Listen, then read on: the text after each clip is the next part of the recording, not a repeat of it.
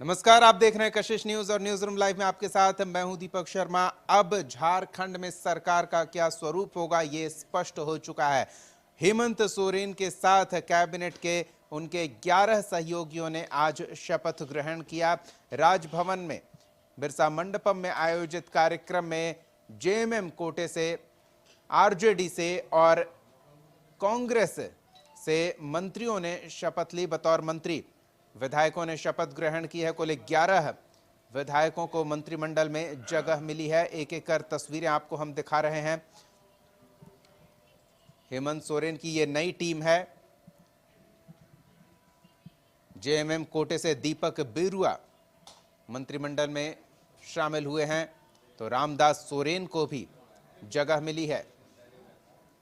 इसके अलावा चमरा लिंडा, तो कुल 11 सदस्य हैं। योगेंद्र प्रसाद जेएमएम कोटे से मंत्री बनाए गए हैं। सुदिव्य सोनू को भी मंत्रिमंडल में जगह मिली है। इसके अलावा हाफिजुल हसन अंसारी, राधा कृष्ण किशोर कांग्रेस कोटे के ये विधायक जिन्हें मंत्रिमंडल में जगह मिली है। दीपिका पांडे सिंह, इरफान अंसारी,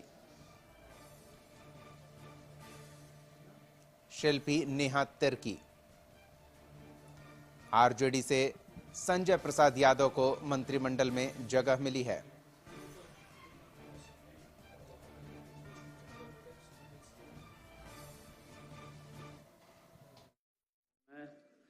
दीपक बिरुआ ईश्वर की शपथ लेता हूं कि मैं विधि द्वारा स्थापित भारत के संविधान के प्रति सच्ची श्रद्धा और निष्ठा रखूंगा।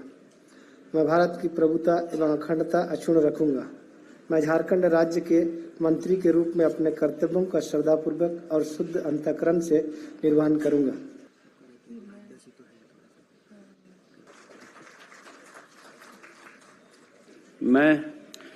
मैं श्री रामदास सोरेन ईश्वर की शपथ लेता हूं कि मैं विधि द्वारा स्थापित भारत के संविधान के प्रति सच्ची श्रद्धा और निष्ठा रखूंगा।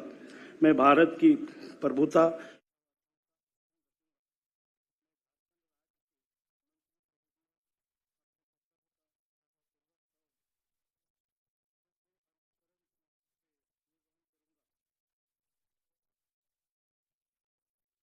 के आबादी को एक प्रतिनिधि मिली है इस राज्य में।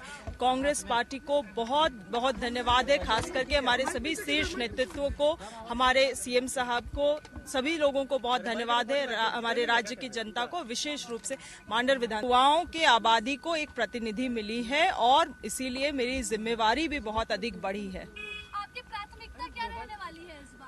प्राथमिकता पूरा झारखंड के राज्य के लोग रहेंगे। इसके अलावा जो भी विभाग हमें मिलेगा उस विभाग में विशेष मेरा ध्यान रहेगा।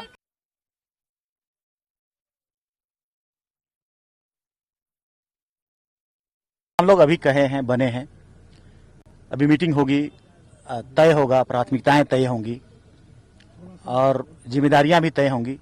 जब तय होंगी उसके बाद हम लोग प्रोसीड करेंगे। आगे आपकी प्राथमिकता कुछ होगी कि हमको ये प्राथमिकता इस बार हम लोग बेहतर करेंगे और विभाग और मंत्रालय से ज्यादा हम झारखंड प्रदेश को हम लोग बेहतर करेंगे।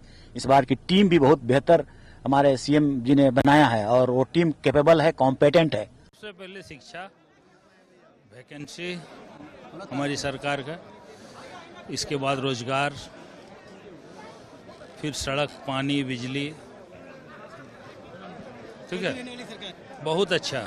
इस बार हम लोग धुन के काम करेंगे, धुन के पूरा करेंगे, उसको सामना करेंगे और झारखंड को विकास की ऊंचाइयों पर ले जाएंगे।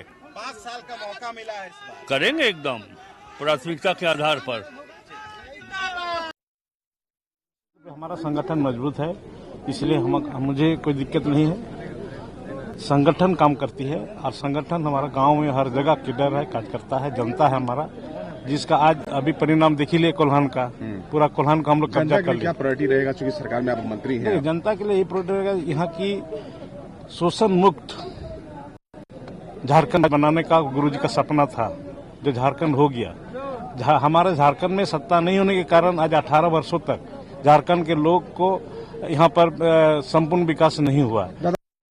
कई मुद्दे हैं अभी आज केवल धन्यवाद गुरुजी को धन्यवाद और आभार व्यक्त करना चाहेंगे और राज्य की जनता को जो इतने स्पष्ट मोहम्मदी और गोमिया की जनता को आभार और धन्यवाद व्यक्त करना चाहते हैं। रह गया आपके प्रश्नों का जवाब, उसको समय समय पर आपको उसका उत्तर मिलता चला जाएगा। जो जिम्मेवारी सरकार हमको दी है, जो जिम्मेवारी माननीय मुख्यमंत्री दी है, निश्चित तौर पर उसको 100% हम लोग खरा उतरने का काम करें। तो सरकार का स्वरूप अब स्पष्ट हो चुका है। हेमंत सोरेन के सहयोगी कैबिनेट में कौन कौन होंगे ये साफ हो चुका है और कैबिनेट का गठन होने के बाद हेमंत सोरेन ने कहा कि अब सरकार को दिशा मिलेगी, अब विकास को गति मिलेगी। क्या कुछ कहा उन्होंने, सुनिए।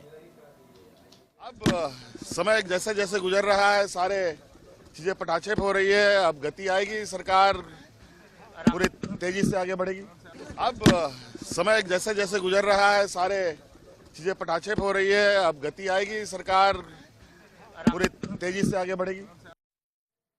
तो अब ग्राफिक्स के माध्यम से एक बार फिर आपको दिखाते हैं हेमंत सोरेन मंत्रिमंडल में कौन कौन से सदस्य शामिल हैं। जेएमएम कोटे से कौन है, कांग्रेस और आरजेडी से कौन है। तो जेएमएम कोटे के ये मंत्री दीपक बेरुआ, रामदास सोरेन, कुल 11 लोगों ने शपथ ली है। उसमें चमरा लिंडा जेएमएम कोटे से मंत्री बने हैं। जेएमएम कोटे से योगेंद्र प्रसाद को भी मंत्रिमंडल में जगह मिली है। इसके अलावा सुदिव्य सोनू को कैबिनेट में जगह दी गई है।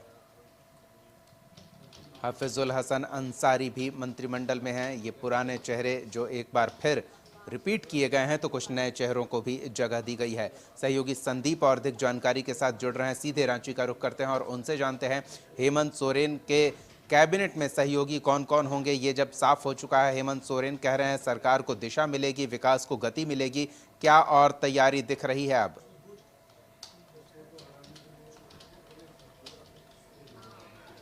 जी, कह सकते हैं हेमंत मंत्रिमंडल का आज विस्तार हो गया है। 11 मंत्रियों ने आज मंत्री पद की शपथ ले ली है।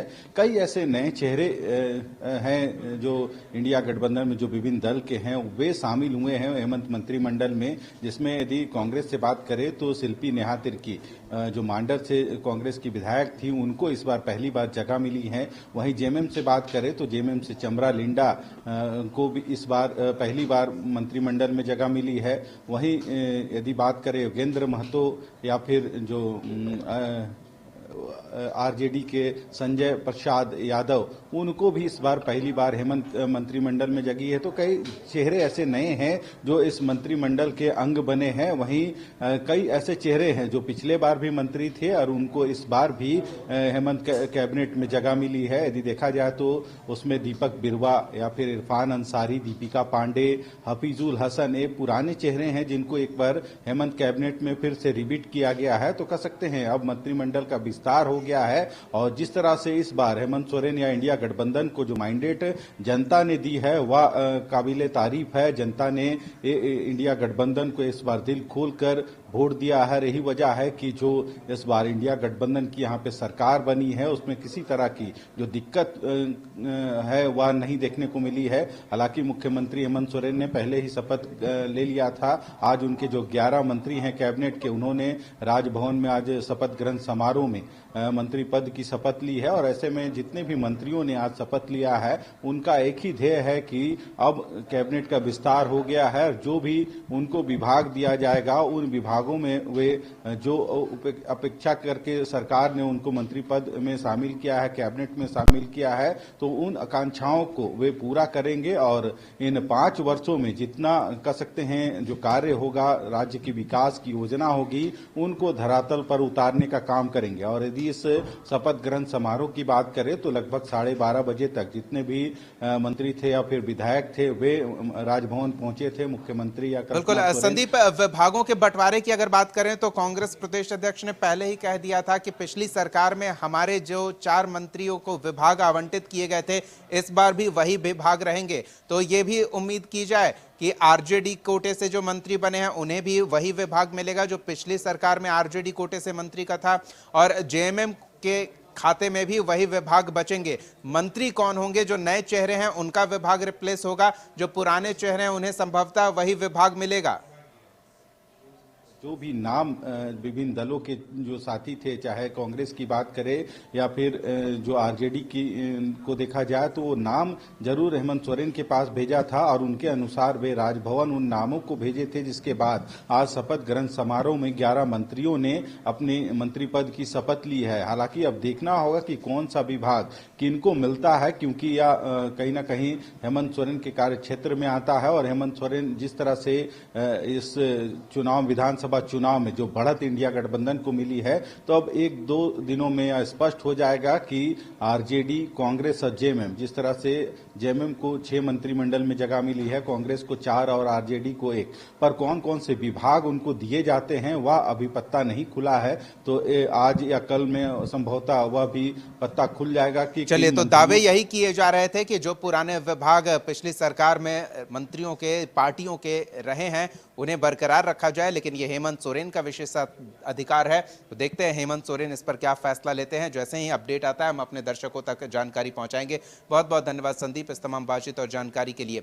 तो हेमंत सोरेन के मंत्रिमंडल की स्थिति स्पष्ट हो चुकी है। मंत्रियों को कौन कौन सा विभाग मिलेगा, संभावना ये जताई जा रही है कि पिछली सरकार में अलग अलग दलों के खाते में जो जो विभाग गए थे, उन विभागों को उन्हीं दलों के मंत्रियों के हिस्से में बरकरार रखा जाएगा। लेकिन ये मुख्यमंत्री का विशेषाधिकार है, वो क्या फैसला लेते हैं इस पर सबकी नजर बनी हुई है।